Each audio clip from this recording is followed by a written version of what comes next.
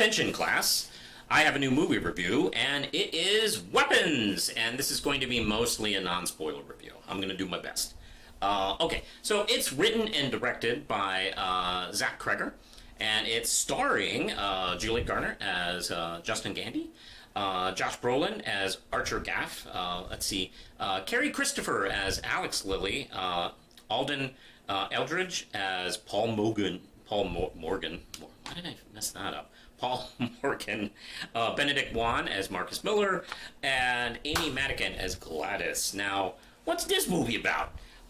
It is essentially one night at 2:17 a.m. 17 kids from an elementary school from a single class get up out of their beds and run into the night and disappear. No one knows where they went. It's been a couple of months.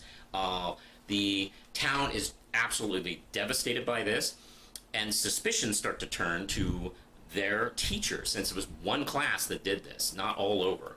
And their teacher, Justine Gandy, finds herself the only suspect, despite the fact that there's no evidence whatsoever. One parent keeps bringing up the fact that she had a DUI, doesn't mean she kidnapped 17 kids. That doesn't usually fit. But the film follows not just her going into this investigation because the police ain't finding shit, but also Archer, one of the parents, and several other characters kind of stumble upon the investigation, including one idiot who just doesn't even know the whole thing is happening, and he stumbles upon it. That's an amazing sequence. Oh wow, this is an amazing film. Okay, like I mentioned, how Honey Don't could have used a tighter script. This is the tightest script I've seen in quite a while. It is an extremely balanced script. It uses several different point of view. It's broken up into vignettes following several different characters as their stories kind of cross paths, and we get to see different scenes from different angles, depending on who we follow. It is a mystery thriller for a while that has this creepy edge. It starts to kind of dip into horror slowly. There is a wonderful amount of drama and comedy, and there is horror, but what's interesting is this is even balanced within the types of horror it uses. It uses kind of prestige A24 type of horror. It goes into jump scare horror. It goes into kind of a scene at the end, which is I think it almost feels like a Coen Brothers scene. The way it plays out, and a little bit of Sam Raimi. And it all is just perfectly balanced. That's the word for this movie, I think. The performances are just so good. Everyone has distinct characters. Nobody's really perfect. Everyone has their little flaws. Let's see, Juliet Garner, boy, man, did she have a great summer.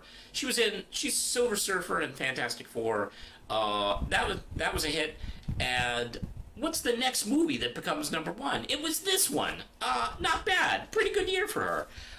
Josh Brolin is this... we're not really told any specifics, but you get the feeling he is kind of this, toxic male, kind of conservative type. He is absolutely destroyed by his son just disappearing. And it's incredibly emotional. And he actually does a lot of the emotional heavy lifting in this film. There is, of course, some of the other characters,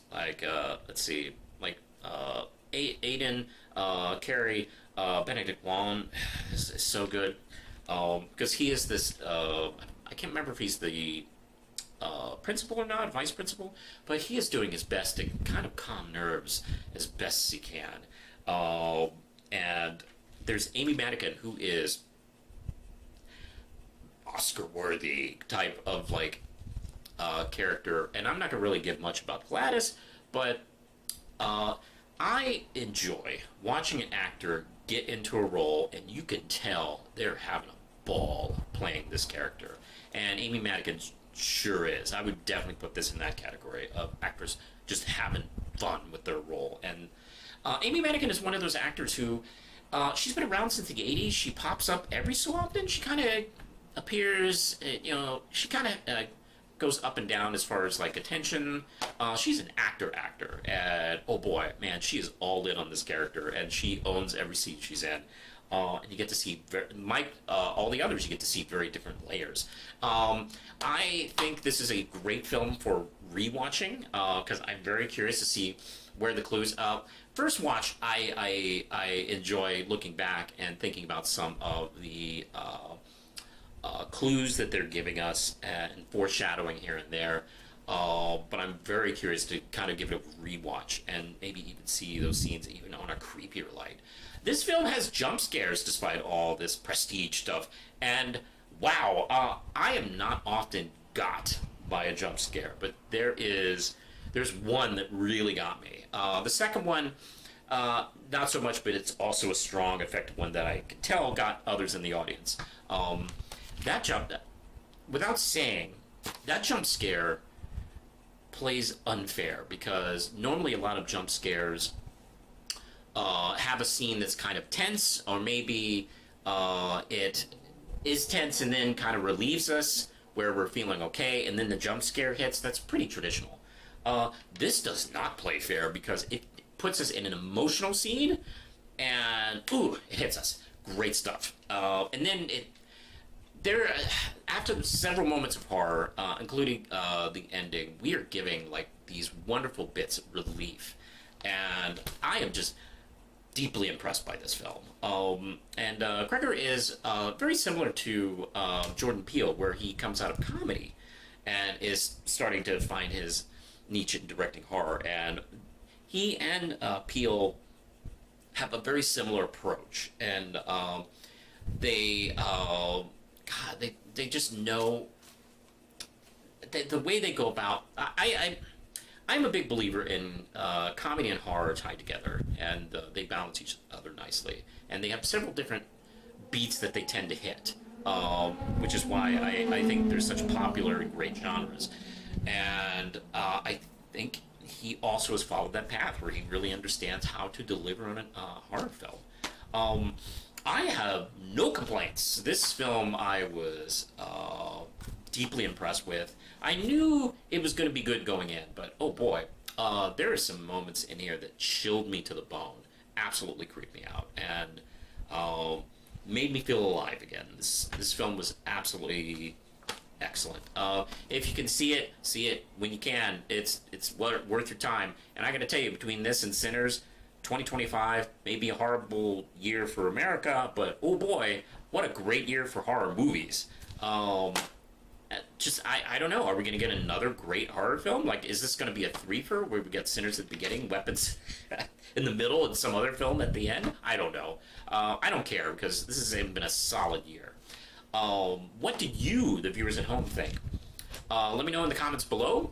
You can click the notification bell, and for all things Manos, you can find me all over social media, Facebook, Blue Sky, League of Comic Geeks, Substack, and you can support this channel as well as Manos Publishing at just $1 a month over at Patreon, where you can get to watch early videos, background stuff, as well as background material for my publishing, which is comics and novels, and horror novels.